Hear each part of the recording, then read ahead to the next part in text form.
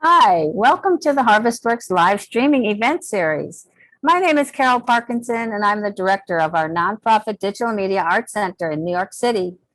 Our collaboration with Experimental Intermedia continues today with our 6th Zoom In OLAP, also known as our online live art performance community discussion forum. For this event, we've invited composer Gavin Chuck, the executive director of the Alarm Will Sound Chamber Orchestra, who will talk about their platform for real-time music making during the COVID-19 pandemic and their commissions for new works composed specifically to be performed using internet technologies. Following a presentation by Gavin and a question and answer period from you, the audience, the forum will be open to anyone who would like to discuss online live art performance ideas or projects, as well as any technical or conceptual concerns. A bit about the artist. Gavin Chuck is the executive director and a founding member of Alarm Will Sound, a 20-member chamber orchestra. He's a composer and music theorist and teaches at Northwestern University. The discussion forum that follows will be led by Katherine Libriskaya of Experimental Intermedia, an intermedia artist and curator who will now introduce OLAP. Thank you. So, are we in the, yeah. So I think most of you have already been to this forum over the 3 months that we've been organizing it.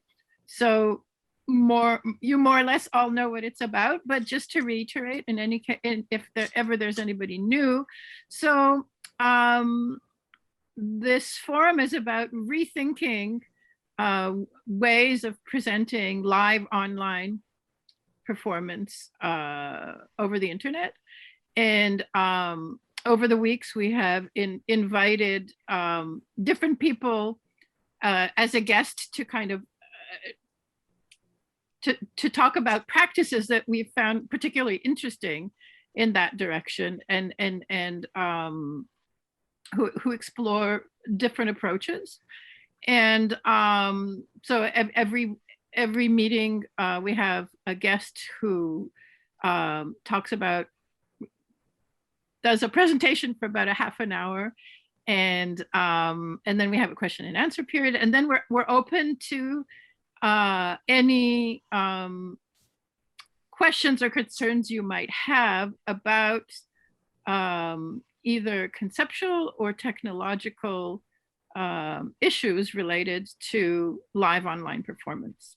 And I'm sorry, I'm a bit tired today. We just finished a 2-week virtual series, so I'm a bit tired. So without further ado, we bring you Gavin Chuck of the Alarm Will Sound Orchestra, who have done really wonderful work online, we think. And just to reiterate, this is a very informal forum. So if the presentation ends up going on longer than 30 minutes, that's totally fine. If the questions are all about Gavin's presentation, that's also fine. So on we go. Oops. Yeah, I am back here. Thanks for having me. I'm glad to be here to be talking about the work that Alarm Will Sound is doing. I'm prepared to answer all kinds of technical questions about our platform, but I'm actually more interested in talking about what this work means and how it bears the mark of the time that we're in. Because I think that from our perspective anyway, and from our experience, as people making work now, we want it to reflect the conditions that are happening now. And really, as I think we all notice as artists, you make work with the materials that you have at hand. And I think the thing that motivated us from the very start of the pandemic was that whatever we made, there would be some beauty to be found in the technologies that we were using. I remember saying at the time, so back in March, when we all went into lockdown on an emergency basis, when we thought it was going to be about 2 weeks of lockdown. I think you will all recall that there was a sort of this rush online and people sharing work. And we knew that that was not going to be available to us as Alarm with Sound because we're a 20-member group and we're also spread out. So most of the work that was coming out at that point was maybe people, soloists, live streaming from their apartments. And that was not going to be possible for us. And in a way that was kind of a blessing because we thought, you know, we can't do that. So let's take the time to be really thoughtful about what it would mean to do online work. And what emerged from that period of thoughtfulness was that we didn't want to use the medium purely as a stopgap measure. And that's, I think, the way people used it right up front was it's like, oh my God, we can't perform live. Here's the sort of, in the meantime, here's what we can do. And we wanted to think a little bit beyond in the meantime. And so we thought, look, let's make work where the video chat or the internet technologies are not merely a medium, but are actually artistic material. The idea that every piece of technology has something that is beautiful about it, and that every piece of technology has limitations. A violin is a piece of technology, and what makes a great violinist is that they know how to work around all the glitches and, you know, or to exploit the things that may not seem at first glance to be beautiful, and you find beauty in that. So that was really the underlying and important value that I think that space we had from March to June of not putting work out. We thought when we come on, we want to make work that actually embraces these internet technologies.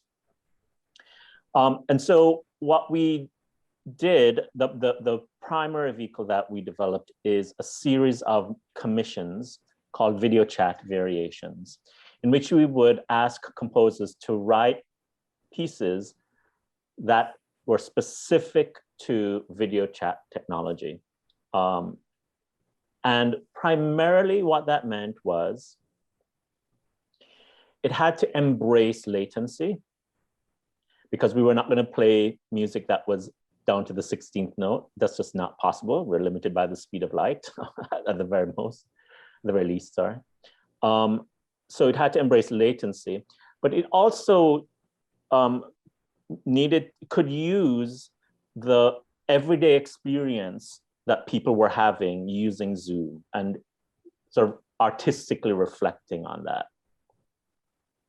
So the very first piece we commissioned was from Meredith Monk, and she wrote a piece called Anthem. And it took us a long time to just get on board for the platform. We knew we were going to use Zoom for video, but we did not know what the audio solution was going to be. It took us about a month and a half to land on Jamulus as a way to record remotely from each person from their apartment. And then we had to spend like 90 minutes with each musician, just like getting them set up. We all went to music school for however many years, 15, 20, 30 years to learn. Some people didn't even know what an Ethernet cable was, let alone what, how to make Pro Tools work or whatever software we needed. So there was a really intense learning curve at the beginning to set that up. And so in July, at the end of July, we got together and we did this, essentially a Zoom call with Jamulus so that people could hear each other. And I think that was the first thing that marked what we were doing as different, perhaps from what other people were doing. We weren't recording to click track. People were in near real time, hearing each other, reacting to each other. What Meredith produced for us actually was a score that would look like any score that you would produce for a live performance. But underlying the piece was a Buddhist notion of Indra's net, which, as I understand from Meredith, is the notion that we're all connected, but we're all in our own space, all in our own time. And that idea, totally separate from the technical internet technologies, and totally separate in a sense from the COVID situation, that actually speaks, I think, to what we were feeling at the time, which is we were all in our own spaces, and we had this way to connect, which happened to be Zoom and Jamulus. And it was a really joyous experience after, I think, 3 months of not having played together as a 20-member group, to be able to hear each other and to play. But there was a double-edged sword to that. So on the one hand, it was really wonderful, and people were like, oh my God, people were crying.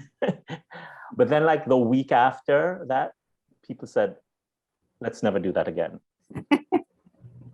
Because after 3 months of not playing together, we had this opportunity where we were kind of together. But people were still like playing into their screens in their apartments. And that made it feel even more alienating in a way, to be that close, but not. That just felt weird. I'm hearing an echo. That's distracting. There we go. Okay, thanks. So we came up with, we thought about what it meant really to try to do this in a sustainable way, emotionally sustainable, that is. And where we ended up was kind of a hybrid model of working remotely, but also being together, which is that we set up 4 or 5 studios regionally across the country, because Alarm Sound is spread out all over the country. So recording studios 4 or 5, and people within 4 hours who lived within 4 hours drive of those places, they would drive to those studios. So that very locally, you might have 3 or 6 people in the room with you, socially distanced and all that, but you'd be making music with people in the room. But then those 4 or 5 studios would be connected through video chat technologies and audio internet technologies. And so then in that way, the whole 20 were gathered in the cloud, but then locally we were together. And so the first work I want to share with you, just an excerpt of it, is something that Taishan Sori created for us. It's a 26-minute piece. I'll just show you a couple minutes. But the way that worked was, Taishan was in Philadelphia in front of 3 cameras. Each camera was being shown to a different studio. And he is creating the piece on the spot. And you'll see he's holding up instructions. He's also giving hand gestures. And people are reacting to him immediately, but they're also reacting to everybody else that they're hearing, because the instructions he's giving, they're highly coded, but they are things like, do you hear what group 1 is doing? Take that and you do it slower, and things like that. So it really is live music making. It's not to a click track. And it really also is near real time. People are hearing each other. So let me just share that. And I'll just stop it after a couple of minutes.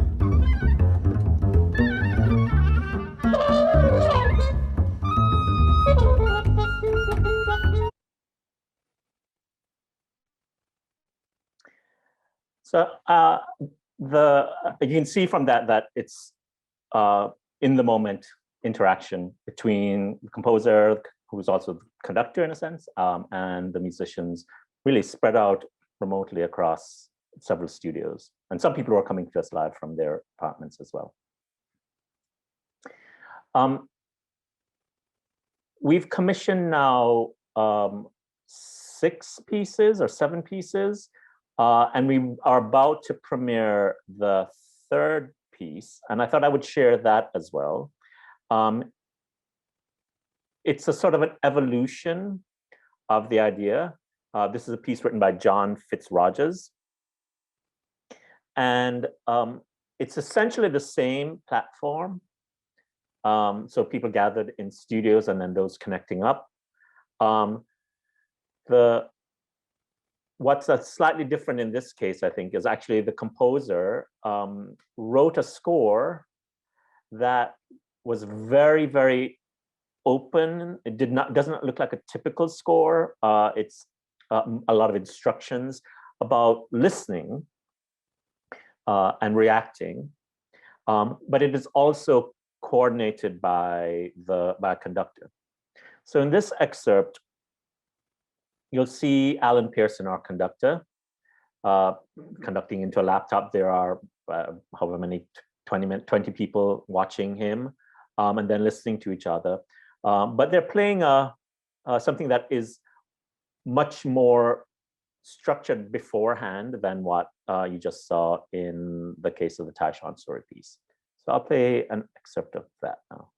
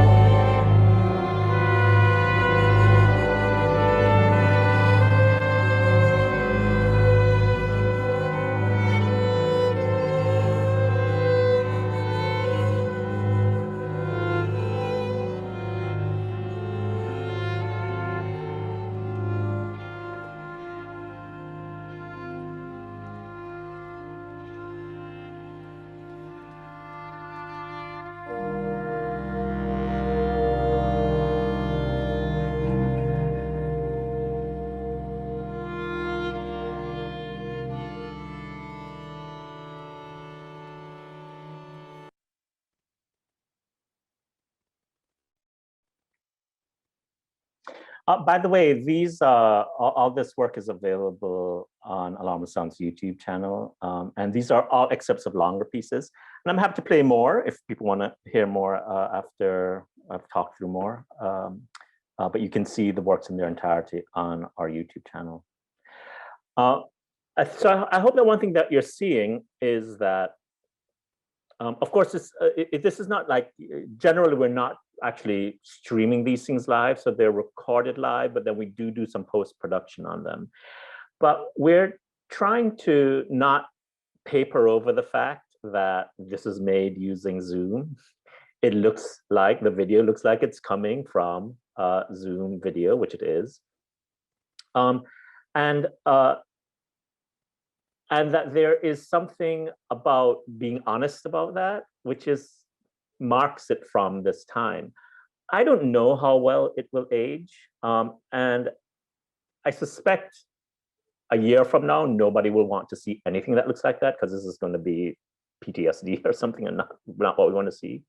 But I do wonder if in 5, 10, 50, 100 years, seeing the material like one we just presented actually will resonate across time and be artistically meaningful.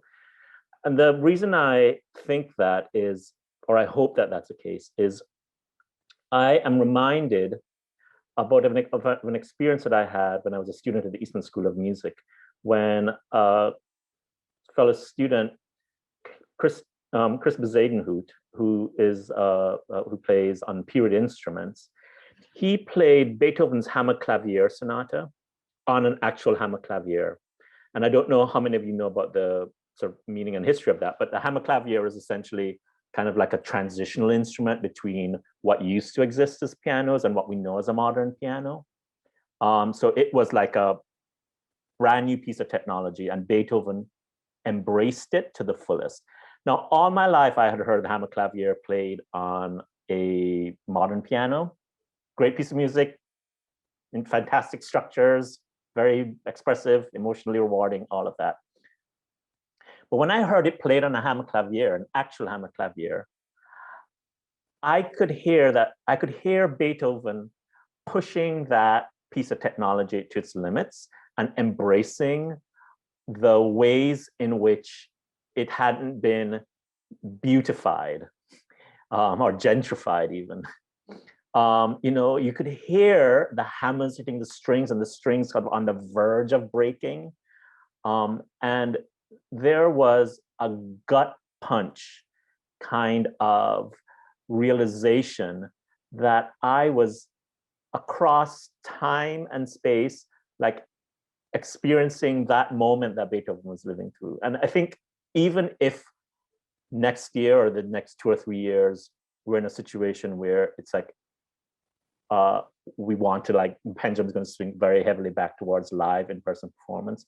I hope that the work that we're doing now and that we're making now actually shows that artists are stepping up to the plate, making beautiful things with the materials at hand, and actually discovering that there is beauty in something that is now, I think, the bane of everyone's existence, which is these Zoom calls.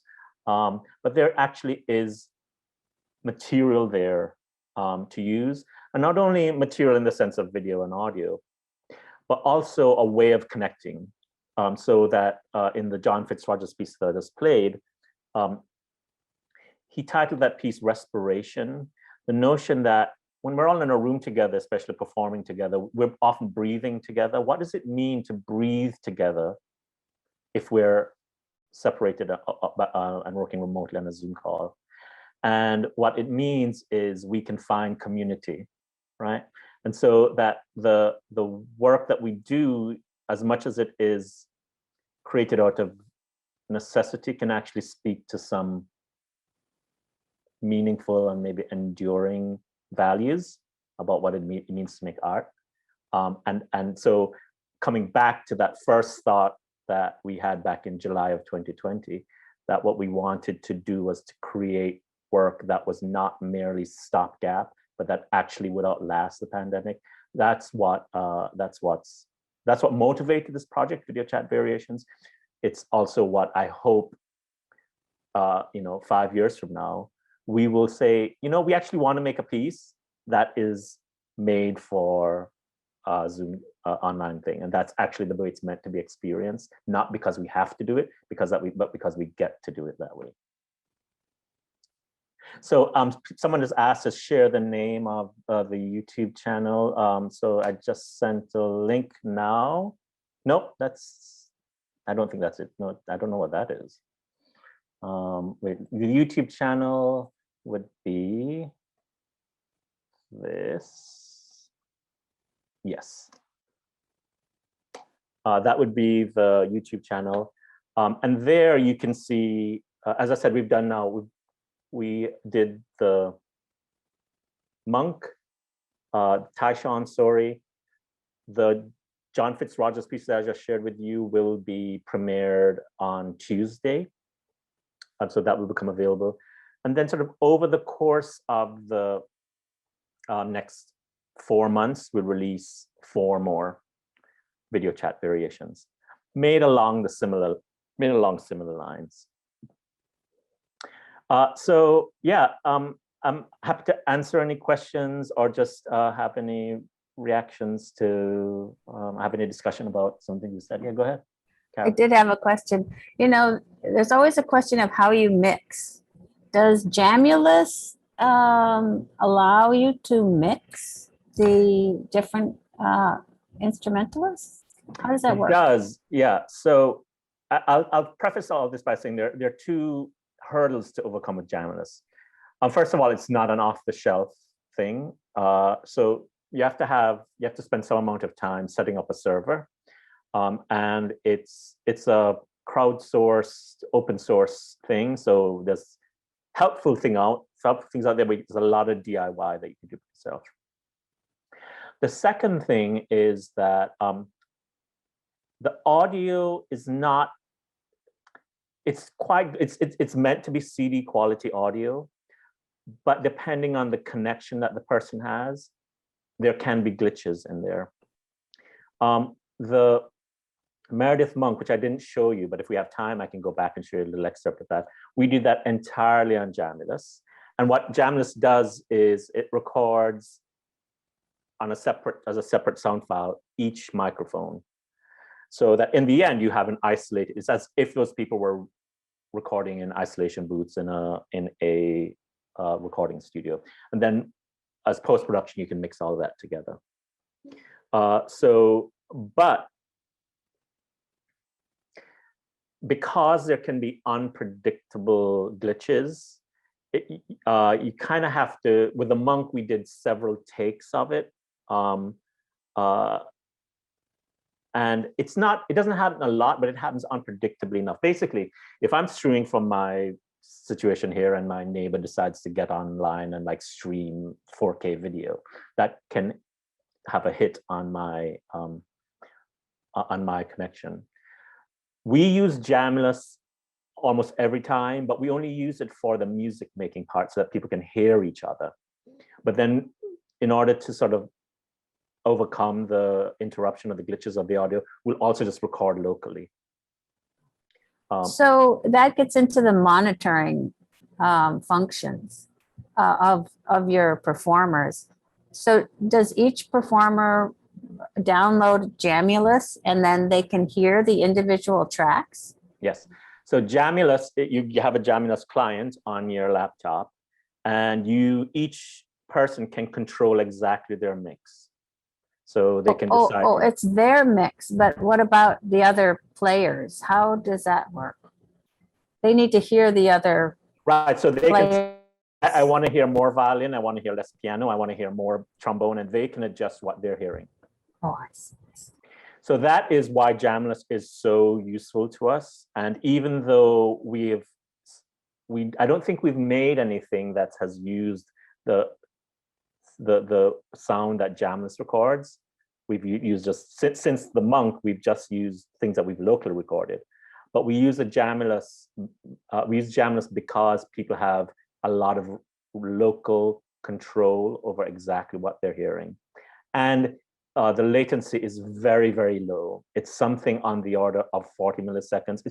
It's the same as, what the double bassist far stage left and the violinist far stage right. It's the same amount of lag.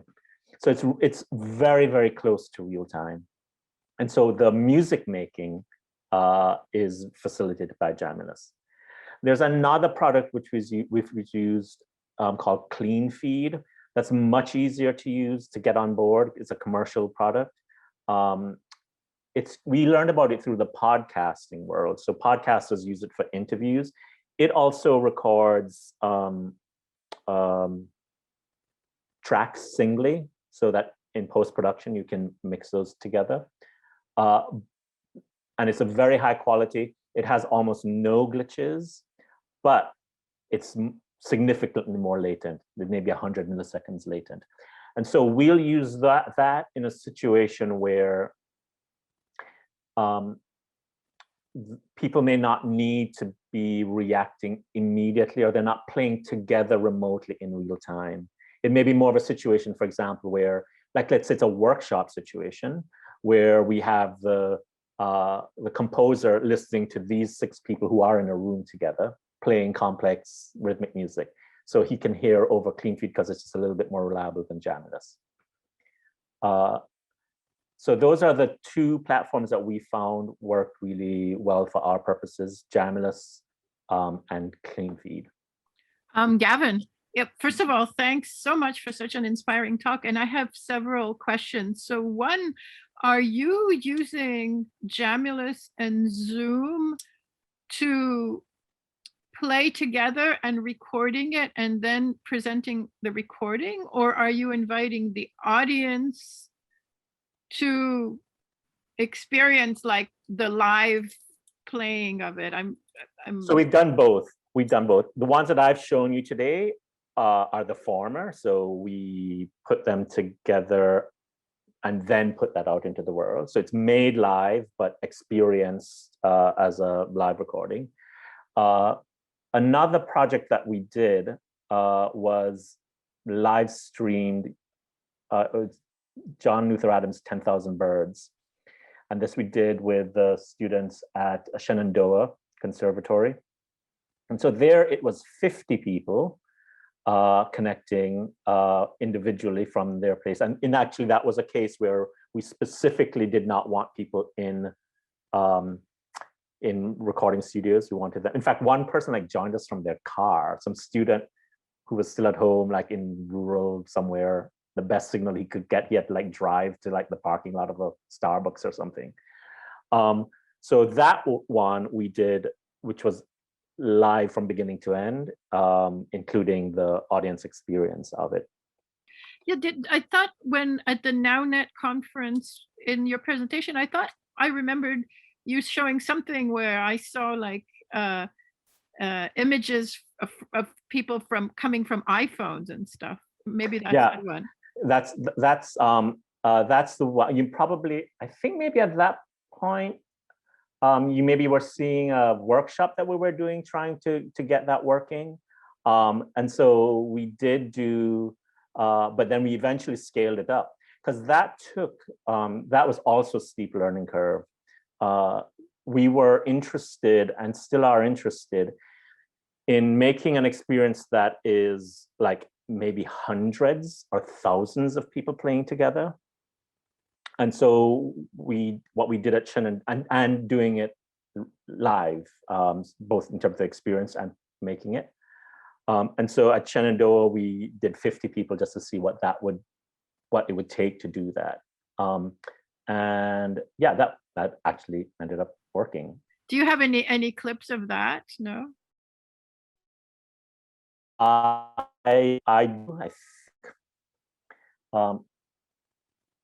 don't have one lined up. I'd have to think where it is. Let me let that stew for a while because it was done live. So I know we recorded it, but I'm not sure whether I have it or whether my production manager has it. So while we talk. And one more question I had. So in the 2 videos we saw, is the way the video looks, was that all just edited like with Zoom or OBS, or is it post-produced? A mix of both. So let me show you a little bit the Meredith Monk, which was the first one we did. And that one, there was a mix of, sort of, it looks more or less like a Zoom call, but then also, but we added some post-production elements to it. So let me share, actually, let me just share a little bit of the Monk. Let me find a spot maybe where it shows that. Just give me 1 second to find that.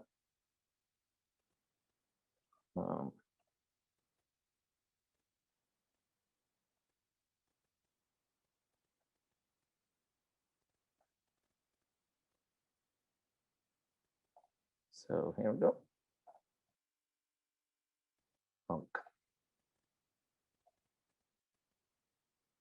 Right, so here you can see a moment when it's just like, I think this is near the end actually.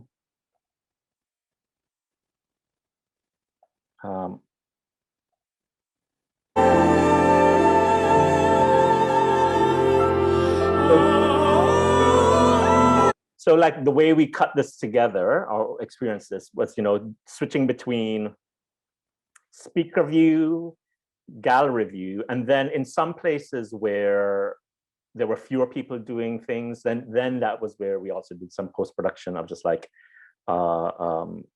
focusing on smaller groups of people. But you'll see this more or less looks like a Zoom call, the video does.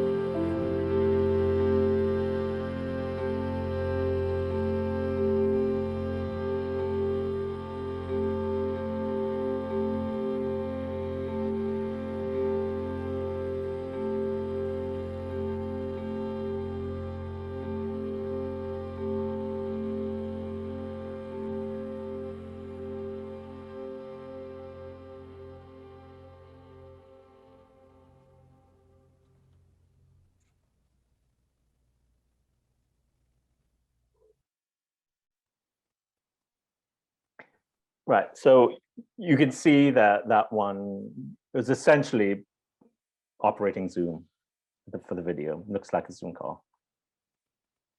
The Tashon story, we had a slightly different setup where we actually were capturing with high quality cameras. Were capturing what he was doing in the Philadelphia studio, and there we actually did not use Zoom. We used a different video chat client called Jitsi. Because it allowed multiple cameras on one stream. But it was a similar idea to what we've done with the video chat variations in general.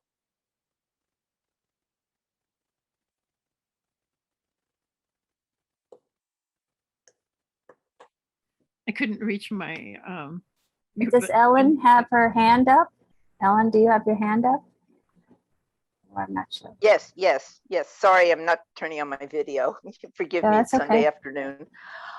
So Gavin, there was something you said that I found really striking, because you're a musician and I'm not, but I'm working in network technologies.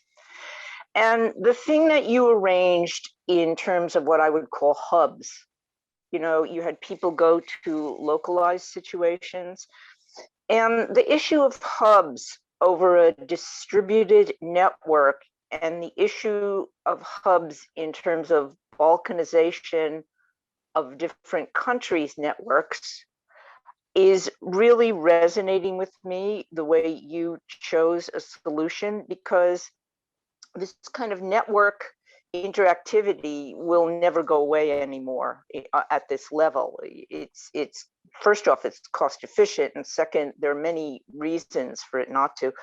So what I'm specifically curious about is if you could talk more about that experience of hubization and what led to that and what you think about that moving forward, because that's kind of like mini nodes. Yeah. And it's, it can be distributed, it can be literally peer-to-peer. It's actually emulating network topology a little bit. So I'd really be curious of your experience of doing that. Yeah, so the idea of working this way was honestly an emotional response to being trapped inside of our own apartments. And once we found a way to make it work, which involved, first of all, just some logistics of finding places, but secondly, involved like coming up with pandemic protocols because people were going to be in the same space. Once we've done that, it became clear that that was going to be the way moving forward, because again, it allows the right mix of local human-to-human contact, while at the same time having this emergent in the cloud chamber orchestra of 20 people. So the evolution of that, I think, in fact, we're doing this in a couple of weeks, and maybe this is a little more resonant with the point you're raising. The evolution of that is that we're doing a workshop with composers of the University of Michigan. And what they're choosing to do, many of them are choosing to do, is to write music that is meant to be very rhythmically tight in those local hubs, because those people are in the room together, but not to be tight across the wide network. And so that will be an interesting experience, I think, we'll see. But that's the way that they are choosing to make material for our platform. And I don't know if that speaks a little bit to what you're saying. I'm curious whether it does, and I'm very curious to how that would sound, because this moment in time, as you noted, is sort of a marker point, and it's a marker point in a change of many ways of doing things. And so from what I've seen in the types of, and this is within the entire use of network topology in the arts, not specific on music, but specific on all the arts, is the integration or filtration of nodes within. And right now with Zoom, it's sort of a one-to-one, more or less, or one-to-many. And the nodes are more like cluster objects within the network interacting, and a little more like, I have to say this, like object-oriented programming instead of the basic routing of one-to-many. And that seems, because of many factors, to be a way that is naturally occurring in these situations. It isn't like anyone has an agenda to do it this way. It's just seeming to be shaking out this way. Yeah, and I think it's exactly what I was about to say, that it is an organic way, like what we did developed organically from, on the one hand, the emotional response that people had, and on the other hand, what was logistically and technically possible. And this is what emerged organically from that. And I think in some ways it does end up striking that local versus global tension, and technology is allowing us to do that. Honestly, it'll be interesting, I think, maybe once we're out of it, for me to more fully reflect on the pluses and minuses of that sort of more general way of thinking about the work we're doing. Right now, I'm sort of cheerleading and focused on the optimistic and positive side of working in this way. But I bet there are, and I bet it will come into relief once we go back to all this pent-up demand for live in-person experiences. I think that on the time scale of 2 years, we'll be able to reflect and see the good and the bad that comes out of this kind of network architecture of working together. Okay, well, I look forward to the next iteration with the University of Michigan. Was that who you were talking? Am I right about that? Yeah, and it's actually, it'll be curious to see what ends up being public facing from that. Really, these are workshops, and we'll see what comes, how much of that, or I may be able to share it in a less, in a sort of workshop kind of way. We may be able to share that. Part of what's terrifying and exciting about this at the same time is that these artists are responding immediately. We don't know actually whether it will work or not. I mean, we have some confidence that it will work, but what's exciting is to say they are the ones that came up with the idea of that, because when we came into it, we said, look, what has been emerging from this is these commissions is music that does not call for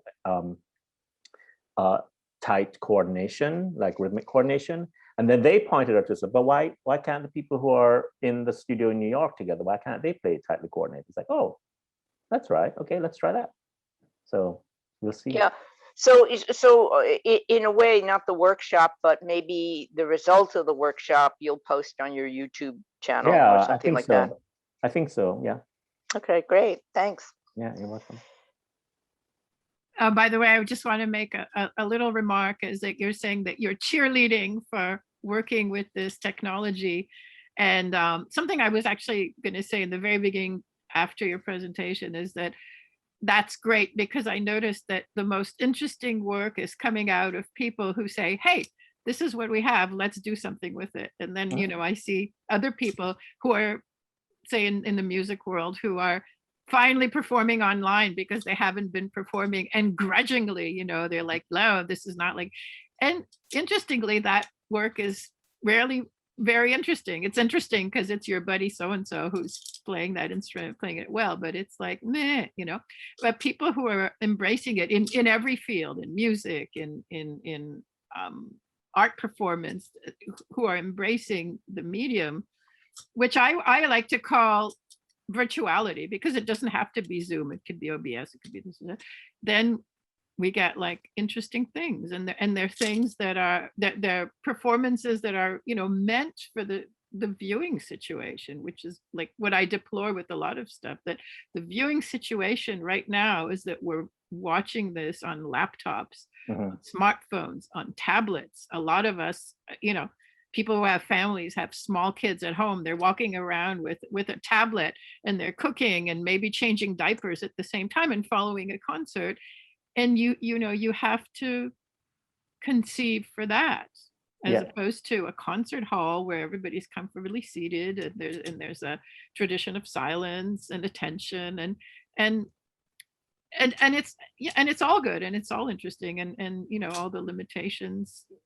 Well, I think like so bring out new approaches to like so many things in like so many things in life, it's about the intention, especially in art, especially making art.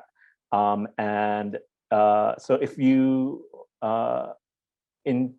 go in to making work for this medium with a lot of intention, it really should actually reflect not only first and foremost the material itself, like what the technology, but also should reflect what the audience experiences. And in a certain way of looking at it, a concert hall is a piece of technology. And so the experience that's made for that is properly made for that. And what we're trying to do here is to think and be very intentional about what this experience will be for people, kind of like the things that some of the examples that you illustrated. I do, and I can't help but be optimistic. I don't know, the alternative is just not that interesting. It's more interesting to try to solve a problem. And something else that really fired me up, and this again was back in March and April, there was chatter in the culture about what essential workers, right, and defining what essential work was. And I just kind of got fired up by that and being like, actually making music is essential work. We're gonna do it. And actually the point of, or the proof that it's essential is the fact that you just make it with whatever you have at hand. And so there is an aspect to this optimism of doing this work of actually making the case that the work is going to go forward, right? And that's informed all the discussion we had about who we commission, what kind of work it would be, how it would embrace video chat technologies and audio internet technologies and so on. Yeah, and actually I was just, recently I had this conversation with someone because I was criticizing something, a performance I saw online recently, and that it was shot like in an empty concert hall and like a TV show, and you could obviously see that there was no one in the room. And I was criticizing that, and I was saying, why not embrace the possibilities of the different, online software, et cetera. And I was saying it's interesting because in radio, people have accepted this a long time ago, like composers who get commissions for a radio piece, usually they make a piece for the radio. They don't, put an orchestra in a concert hall and record it as if they were documenting the concert during a concert. Mm-hmm. So why are, in these times when we're in lockdown, why are people, putting the concerts back in the concert? I mean, some concerts, yes, they do need the concert hall, but others don't at all. It's like if you have a trio, you don't need to have them sit in the concert hall with the concert lighting and that kind of acoustics, unless the acoustics are important for what they're playing. Anyway, it's just and I think it goes beyond acoustics too, in the sense that the Tyshawn Story piece, for example, the thing that he connected up from our everyday experience of Zoom was the notion of a breakout room, right? So that he had 3 cameras, and each one of those cameras was for a breakout room, that people were sort of doing work inside that breakout room that then they shared with everybody else. And so in one respect, that piece transforms the experience of what it is like to use Zoom and use a particular feature of Zoom. I think in another way, now thinking about the audience getting a peek in at that and the final product, the audience is seeing things and we're showing them things that they would not otherwise see in a concert hall performance. So we actually have done this kind of work with Tyshawn in real life, where he is creating the piece we're on a stage, he's showing us cards, but we're just like a regular orchestra. The audience does not see hardly anything of what Tyshawn is showing us. But here's a case where actually there are 3 cameras on Tyshawn, actually 5 cameras on Tyshawn, and you can see what he's doing. And the players in each breakout room, constructed break rooms, they are having a view of each other that they wouldn't if they were sitting on a stage. They're like seeing the person's face, like kind of like we're here in this thing, and they're using that as a way of making music. And it's probably different than it would be if we did this in a concert hall. So I think there are these other aspects of using the technology, that it affects the way that we make the work, and also there are actually advantages from how we perceive it, like as an audience member. There's just things you can see or insights that you can gain that you wouldn't from a concert hall situation.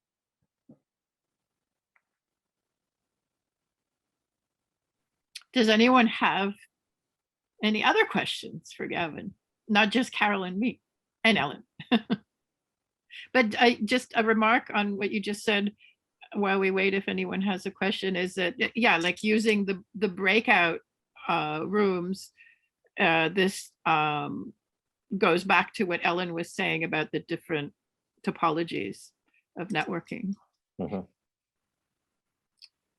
But yeah, and anyone have any remarks or comments? And as you know, we're also open to talking about your projects or your ideas or things you have in mind or things you're wondering how to do. So I'm curious to hear what people are doing, because I think it sounds like, I'm going to guess that a lot of the projects are also about live streaming. Is that a lot of the things you've been talking about, how to like experience it live rather than the things that I shared, which are done afterwards. So I'm curious what, I don't know, what I present is perhaps different from what you have been talking about, and if there's any bridges to gap across those differences, I'd be curious to hear about that too. Well, we've been hearing a wide variety of practices, about a wide variety of practices. So, but I see, I don't know if Walter Wright is here, and he just did like a whole live improv festival. It would be great to hear what Walter has to say, if he feels like it. But I see both his camera and microphone are off, so he's maybe just listening like the radio. And maybe over Sunday brunch, which is also allowed.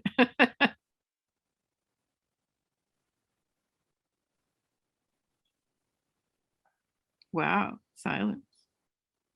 He's just texted to say he's just listening.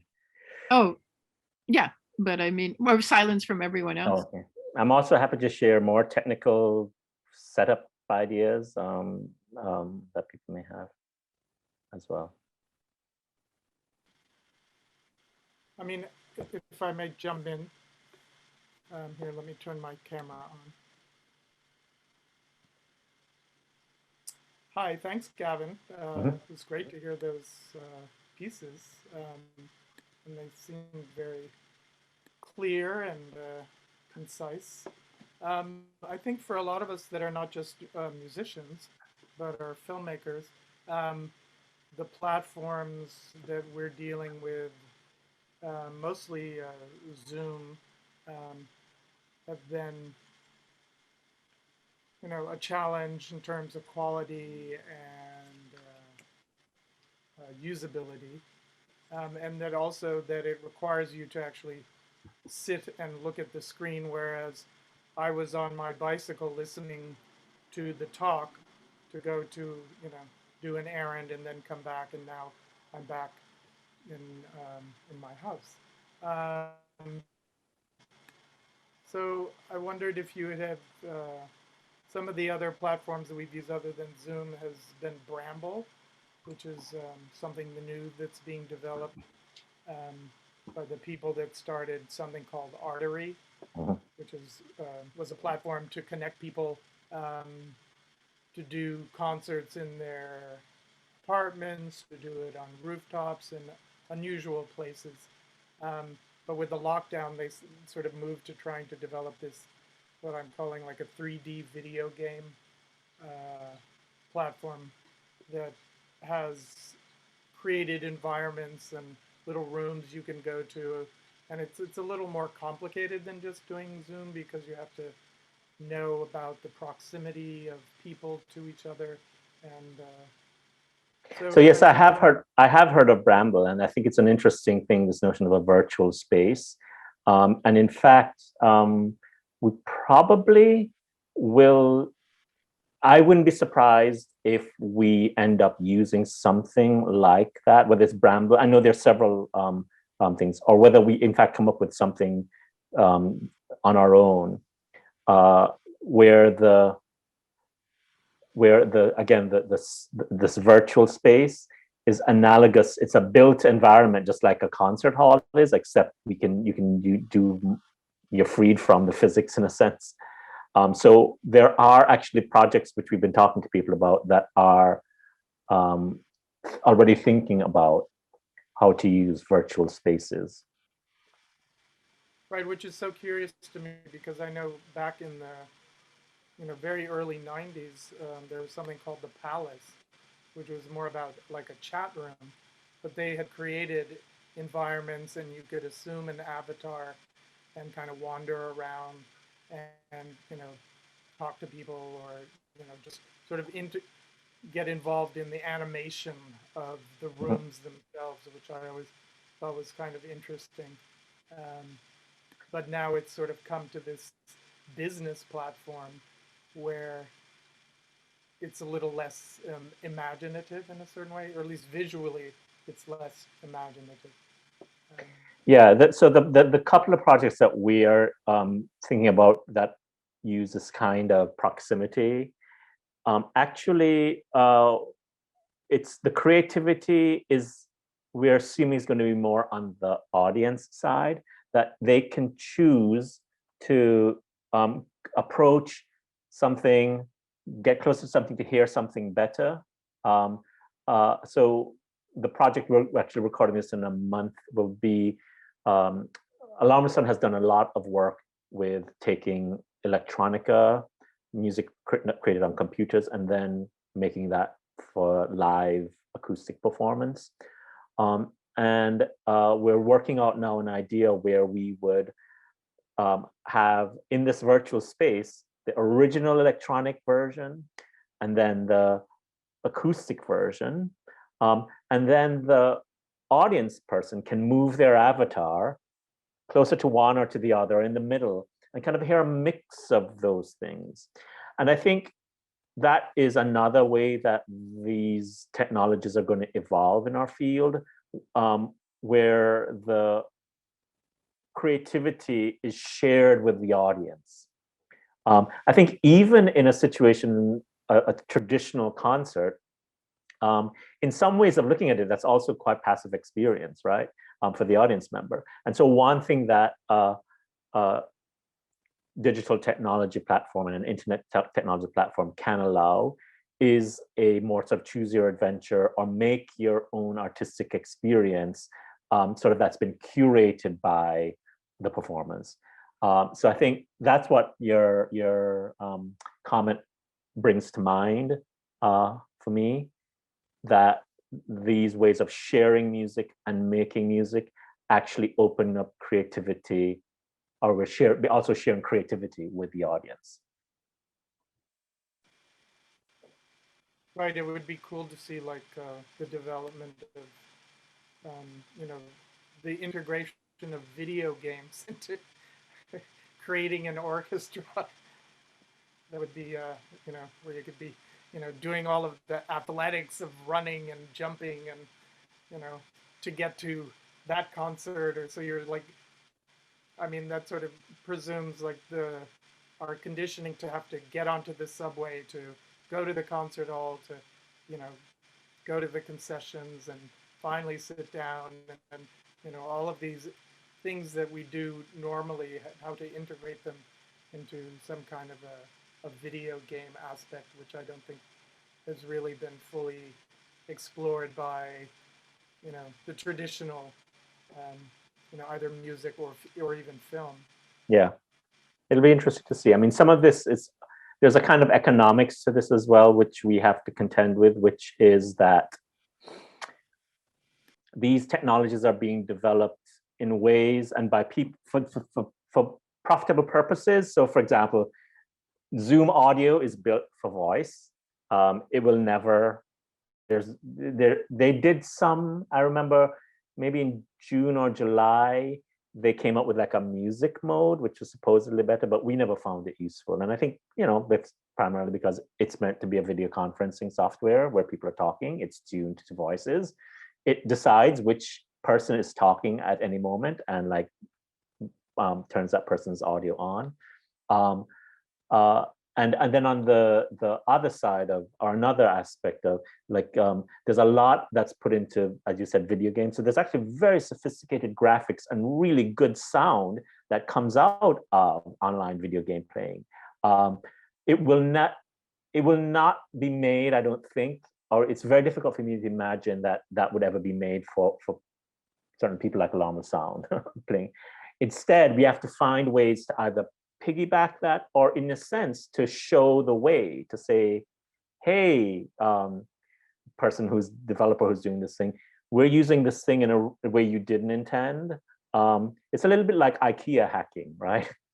You take this thing that was built for one purpose, you use it another, and maybe it actually shows an R&D type person in one of these places that it could serve this other purpose in an interesting way.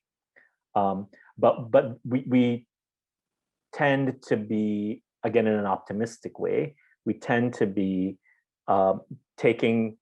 repurposing technologies for what we want to do or what is essential for us to do. Gavin, yeah, a couple of things. Like, first of all, Peter, would you have a link about Bramble to post? And then we have a couple of comments. So, Yeah, sure. I can find the. Yeah, and put it in the chat. Yeah, I'll look for it.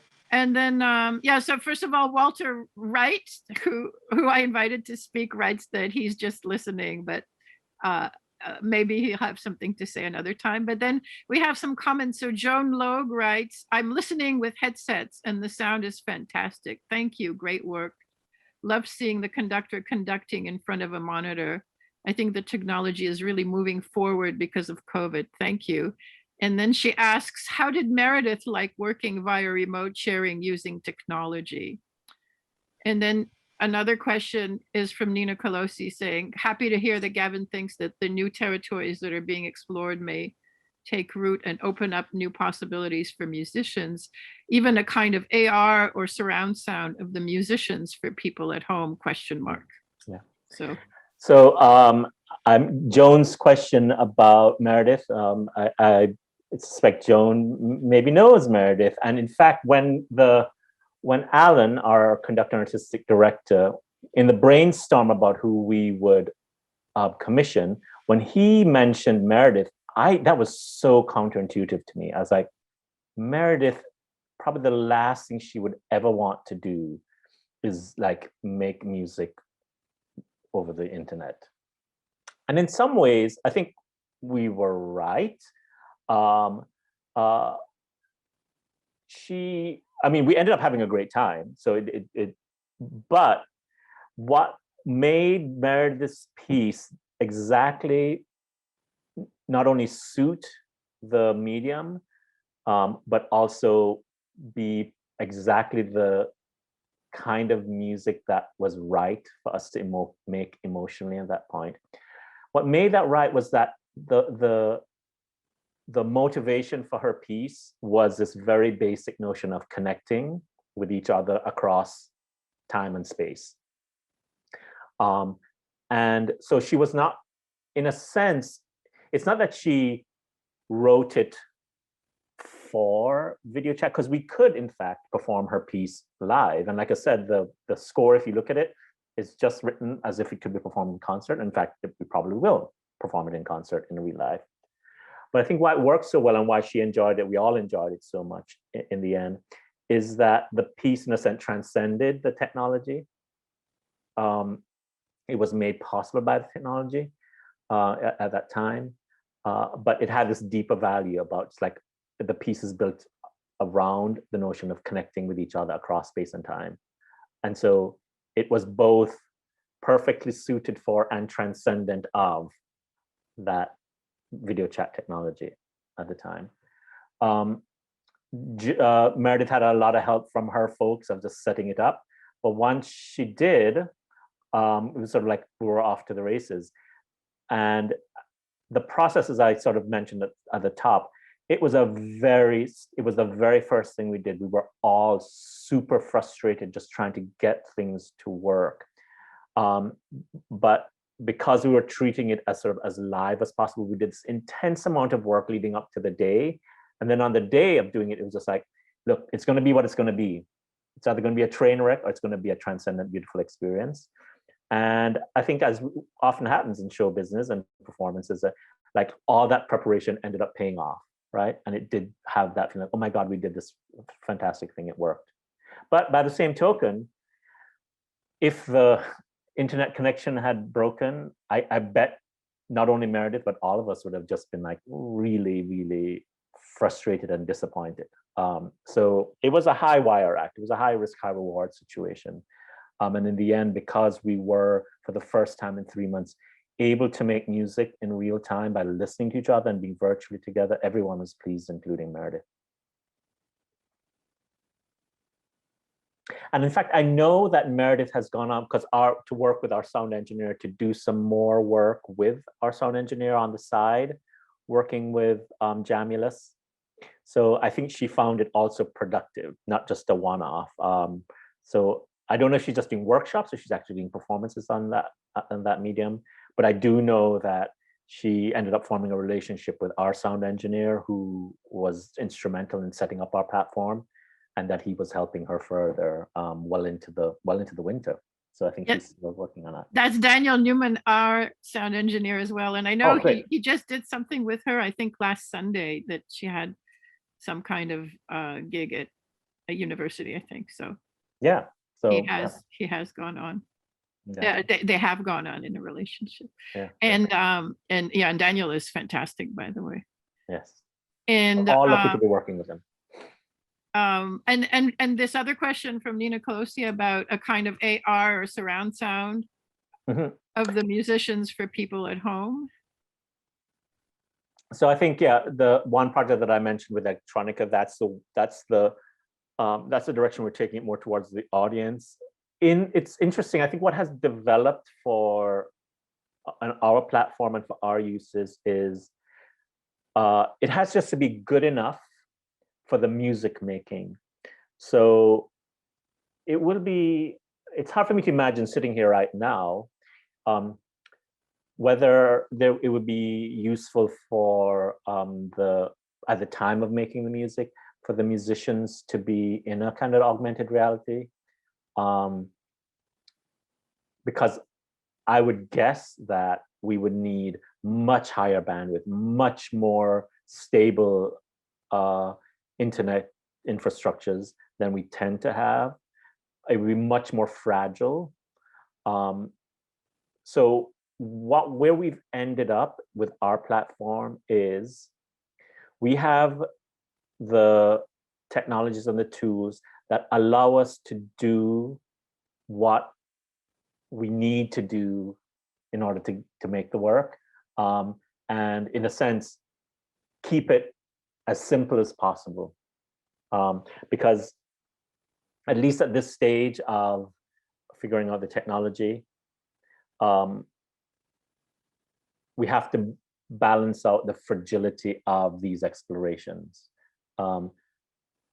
We have been in situations like that 50-person thing we did with Shenandoah Conservatory, where we had sort of tested it each step of the way. We'd done it like with 6 people, then we did it with 12 people, and then we just thought, oh, it'll scale up to 50 people perfectly fine. And when we did to 50 people, it broke in a spectacular way, like 12 hours before the performance. And this was a live performance. And it was, luckily for me, it broke on the day that Apple released its new Mac Mini with their new M1 chip. And I drove like an hour to an Apple store and got it, and was just like, this better work, like this better chip, and it did. So there is this this fragility of repurposing technology or not being too far. I mean, we're already pushing the edge, and this is, Nina's question about AR and surround sound. Incrementally, I won't be surprised if we get there, but it's those incremental steps, because we're already on the edge of repurposing these things and using them in ways that they're not intended to be used. And it's very fragile. Actually, someone addressed that somewhat 2 meetings ago. We had Kat Mustatea, who is more performance and theater artist and a writer, and they were doing with the new museum performance evenings that were supposed to be in person and became virtual, and they were using these virtual rooms via Mozilla Hubs. And that, I think, was one thing they workshopped with all the artists they selected, and it was the sound. And I think they were in touch with the developers. Do you remember, Carol, the name of those particular rooms? Anyway, that because so they had ways that the audience could be mapped onto different figures, and there could be, but the sound wasn't at the level that, the sound wasn't having the distance variations that the 3D imaging was. And I think that I think they've mentioned that to the developers, and the developers are working on it, for example. So yeah, I think that's,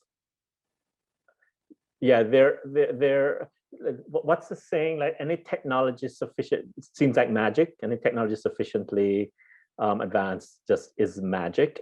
But when you're trying to exploit that bleeding edge, you see exactly the ways in which it is not magical, that it's just like things breaking all the time. And it's, again, exciting to be there, and I'd much rather be there rather than the safe place of where it's work. But then there also is a line where it says, like, yeah, that, I think the thing to reflect actually back on the question about Meredith, that's when we were using Jamless for everything. And that was the thing that concerned her the most, and that actually concerned us the most.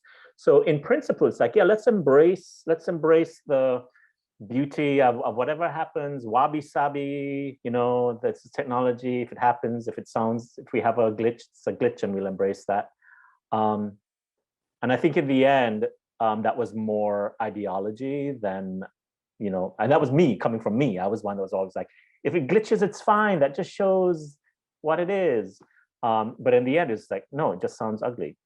So there is a line, you know, it's like, no, that just sounds like a mistake. We can't use that. You know, we have to do it again. And I think that when you're living on the edge of these technologies and pushing them forward, that's part of the beauty of making that work, is actually having things break and being comfortable with the fragility of it. But actually, we were just having this conversation with Daniel a couple of days ago, because we just finished the Experimental Intermedia March concert series, concert and other event series. And we had a big problem one night is that our webmistress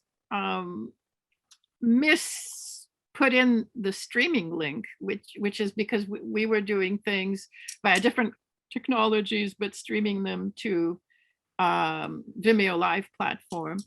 And we couldn't reach her, and he didn't know how to do it. So, you know, it's like this, also it's a distributed responsibility. And so finally we caught her like 10 minutes before, but in the meantime, people were phoning us. And because she didn't have the right link in, people couldn't even chat with us. So, and we were saying with Daniel how it's in a way more stressful than in real life. But however, in real life, it could also happen, because the example we were talking about is like, you could be performing here, and your first violinist could be stuck in traffic. Yeah. So we'd have to come out and say, like, sorry, you know, our main violinist is stuck in the Lincoln Tunnel, and it's bumper to bumper. So, and same as you could have a concert entirely based on audio technology, and there could be a power shortage. So, yeah. But yeah, we felt really frustrated at that moment. We were saying, yeah, if in those cases we could just walk up and say sorry. Yes. And here, because we didn't have communication, or because the web mistress didn't put in the right link for us to be, we couldn't even put a message saying sorry, we're having technical problems. So, but I think we're more freaked out about these online technical problems because we're not used to them, whereas probably everyone who's worked with an ensemble or an orchestra, you've probably had musicians stuck in traffic or in transportation, and you have to make do with it somehow. Yeah, you know, in a completely different perspective, about the difference that we bring to online experiences versus real life experiences. In the real world, if you say, hey, let's meet at 3, let's meet at this in the office at 3, or let's meet at Starbucks at 3. I don't know, somebody shows up at 3:05 or 3:10, whatever, it's fine. Online, if not everybody's there at 3:02, it's like some gets really anxious and tense. And there's something about the culture that's developing online that shows actually that there is this difference. And maybe those two things will come to, it'll come to a medium. That's you're telling of that story, or it just makes me think of that as a kind of a signal of what the difference, one of the differences between our online life versus our real life. And yeah, we're going to do more of it. So we'll see how we culturally, what the norms become. Well, actually, I've noticed just recently that I used to be more stressed out about it, and now I'll just like turn on my Zoom, and if the person isn't there, I just walk away. And sometimes I'll leave a note in the chat, say like, "Hey, we're here. You know, when you arrive, just holler." And I go on like whatever, cooking or doing whatever I'm doing. But that took time. You know, in the beginning, I would, and most of us would sit there. I see a couple questions in the chat. Oh yeah. Peter asks, thinking of how one does not have to rent a concert hall and all the attendant apparatus of sort of costs. Are musicians being paid at the same rate? I think it's a lot. Oh, and there's a previous question. Peter was asking about the subject of economics around the use of this technology. Does it make it more affordable and accessible in your experience? So the answer is yes. It makes it in some ways more accessible. So first of all, we wouldn't be able to do any of this work. It would have been completely no music making for Alarm Sound without this technology.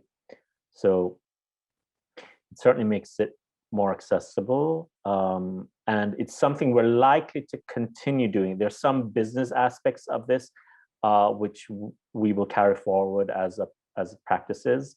So in addition to the thing that I've been stressing most of this time, talking about just making art in this way might be worth it in its own terms. Things like workshopping.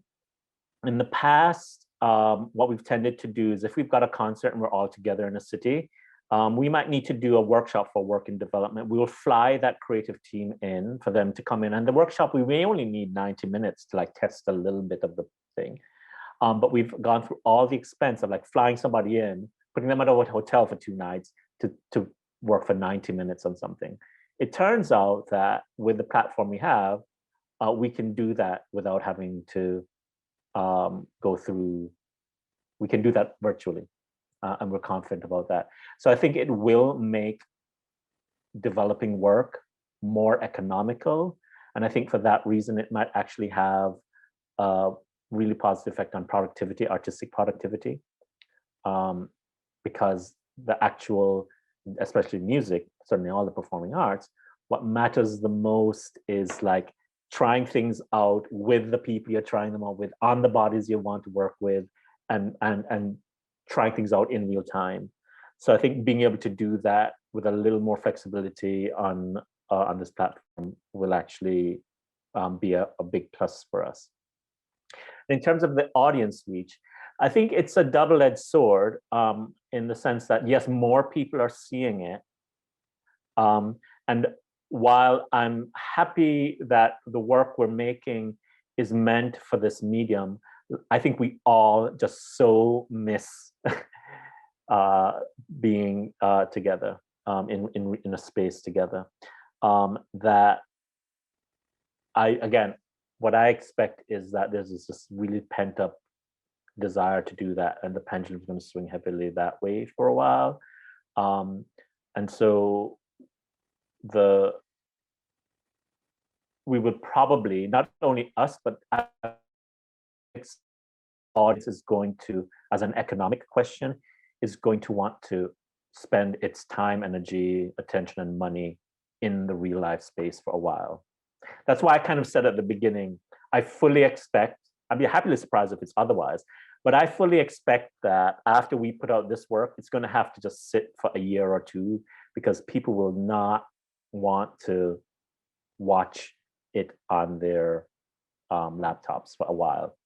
I don't know, I could be wrong. But what I'm hearing is a fear that now people are getting so used to online performance that, you know, say smaller festivals, and for say in the music world, for smaller acts that work well online, like instead of raising the funding for, you know, flying you into Berlin or somewhere, they'll say, well, instead, you know, we'll pay you a fee of 500 euros and you can do it online on our super fast, you know, Ethernet connection. So that's a fear. On the other hand, what I'm also hearing and seeing, and I give this example often, that it what it's going to do though is going to permit, I think it's going to become so, what's we'll see is that it'll become so acceptable that it'll be acceptable to have people who can't travel appear remotely. And like, I'm thinking of an example. This was, I guess, 5 years ago, Phil Niblock, who's now 87, I guess he was like 83 at the time. He had a medical issue and the doctor, and he had a gig somewhere, I think it was Florida. And the doctor said, like, well, you know, depending on the result of this certain test, you can go or not go. And the test said, like, no flying for several weeks. And Phil's concerts are, you know, they're kind of in the electroacoustic tradition. You play, he plays pre-recorded pieces and shows films that exist. And so he suggested that I go, and he said, you know, she's been with me for hundreds of costumes. She can run it can happen anyway. It'll be exactly the same, just without me sitting there behind a laptop, not doing much except looking at my playlist. And the sponsor who of that concert, who was putting up the money for the concert hall, said no, and canceled everything. Yeah, and I think now I think change. that would be a very acceptable proposition. Yeah. Or even and I, actually back in the time we were already saying, well, he could, you know, meet the public over Skype beforehand and afterhand, and it was like totally unacceptable. I think now it would be, and I think like people also, you know, who have health issues, who are aging, will be able to maybe still participate in different events and festivals and conferences, and it'll be acceptable. So that's a kind of a good side too. But the bad side is that I'm afraid that also, like, if some kind of soloist is invited to perform at a festival and he says, oh, well, I'd like to play with so-and-so from Australia, they'll say, oh, well, okay, we'll have him in via a high-speed internet connection. Yeah. So. Yeah, well, you know, one thing that we have that will save us from that is the speed of light. So can't exceed the speed of light. We can't play certain kinds of music unless we're in the room together. And so I'm not worried that the in-person experience is going to be either lost or devalued.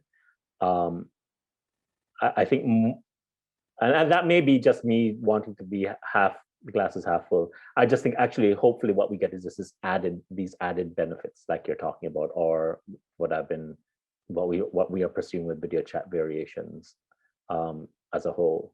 And that, yeah, they're just different experiences, the in-person experience and the online experience. Speaking of that, there's another question from Joan. What does your conductor say about how they like conduction remotely? So it's a learning experience. Basically, he has to be about 40 milliseconds ahead of everybody, which is almost no time, but it's significant enough. And I guess actually in the end, it ends up being sort of 80 milliseconds, because it's 40 milliseconds for him to get to everybody, and then he's hearing them 40 milliseconds afterwards. So it just takes a sort of little mental trick to adjust his technique. But on the other hand, so far, and I think for all the pieces that we've done, the music is written in such a way that when it is conducted, it takes that into account. I think this University of Michigan experience will be interesting, and I think there is some mixing and matching of click tracks that's going to be used, which is just another tool that people can use. But it's a different kind of conducting, and maybe in the clip that I showed, and when it goes live in a couple of days, you'll see it's not conducting strictly in time. It's very little of that. It's more things like, okay, we're now approaching this landmark, and the instructions tell each player, make sure you listen to when the trumpet plays these two notes, then on the third note, you do your thing. So it's a different kind of leadership that the conductor offers in that case, and also the different kind of technical conducting that he's doing. And that's also reflected in the score and what the players themselves are doing. Gavin, just one more thing. When you met Carol and me before we started, you talked about, what was it you talked about? A media something organization? Oh, media arts exploration.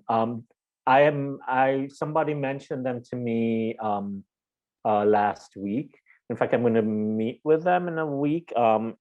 It's an organization that is, I mean, just from the description, I thought, oh man, I wonder if I certainly want to talk to these people. I wonder if people know about the work that they're doing.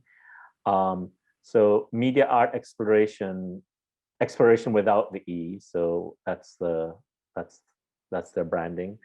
I only mentioned it because I thought maybe you guys had heard of them and that you were familiar with their work. It sounds very interesting, but it is exactly this and this is all predates the pandemic.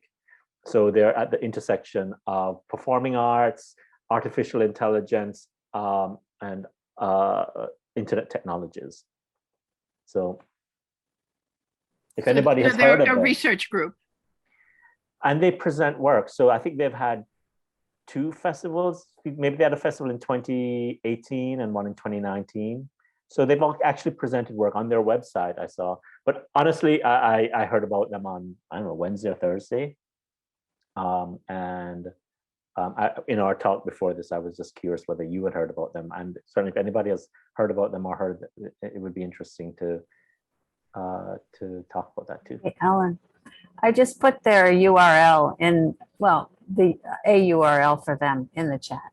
Okay. Cool. Oh, I'm not getting that in my chat. It looks like they're bi-coastal organization. There's a Perry Street address, and then there's a San Francisco address. Oh, gee. Oh, maybe I didn't send it. There you go.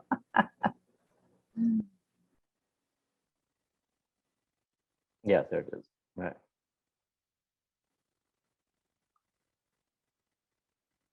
Yeah, but it's interesting how all this work is bubbling up, basically. It's a kind of signal of how dynamic the times are, especially with respect to technology.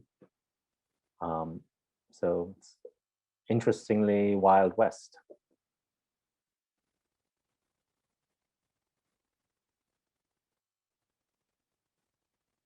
Cool. Phil Niblock, you're sounded off. Do you want to say something about what you're thinking about this online situation?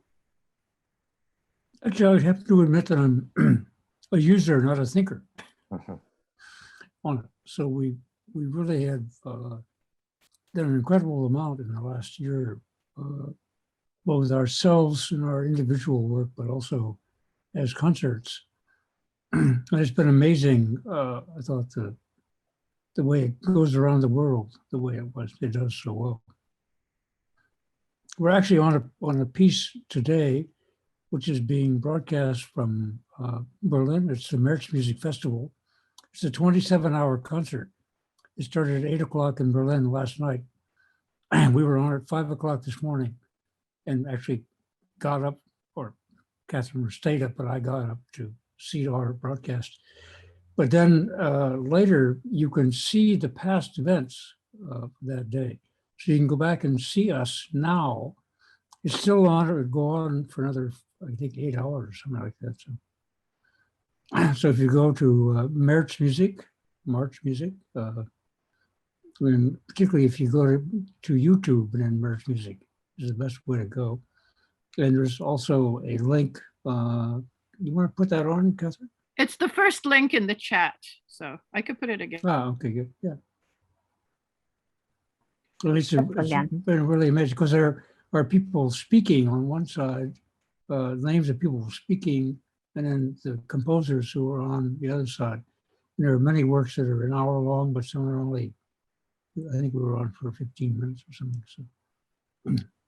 And Phil keeps telling everyone how our experimental intermediate concerts, how many emails he gets from all over the world of people so grateful that they get to see our New York concerts that they often can't travel to.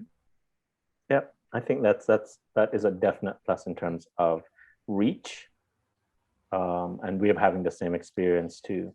That when we share this work online, we have tens of thousands of views on these projects. So we would not have gotten tens of thousands of people attending the concerts.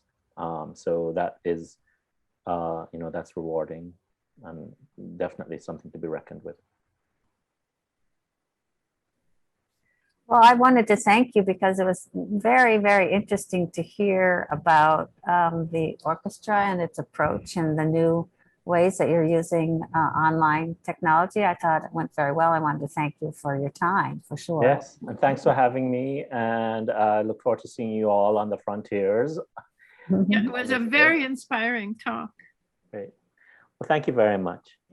Thank you. And before we go, we can just announce that in 2 weeks, which will be April 11th, it looks like we're going to have the Chicago-based Experimental Sound Studio about their quarantine concerts. And they were like the first people out there. You probably know them if you're Chicago-based. They were the first people out there to start concerts like nearly on the second week of the country's lockdown. So we're excited about that. They haven't 100% confirmed. If not, we may take a break until the fall. Otherwise, we'll take a break after that. But we'll be in touch with more news. And Thank everyone for coming. Alarm with Sound will be doing some concerts in New York City over the summer. Feel free to sign up for our mailing list, or just keep an eye out for us. But we'll be doing some outdoor concerts, and I think as the restrictions ease up, there will be room to do some indoor concerts as well. So we're looking forward to having the in-person experience very soon. Where will the outdoor concerts be? We're going to perform at Caramore, which is a little bit upstate. And then it looks like maybe in September, actually, I should probably wait until we have further discussions with them, but it looks like, somewhere in the city, we may have an outdoor concert. And then the Time Spans Festival is, I think, planning on happening. That's an indoor concert, which we were supposed to play on last year. And I think we're hopefully able to do that again in August at the Domena Center. Wonderful, wonderful. Both places are extraordinary. Yeah. Okay, well, thanks for coming, everyone, and have a nice so much, Gavin. spring.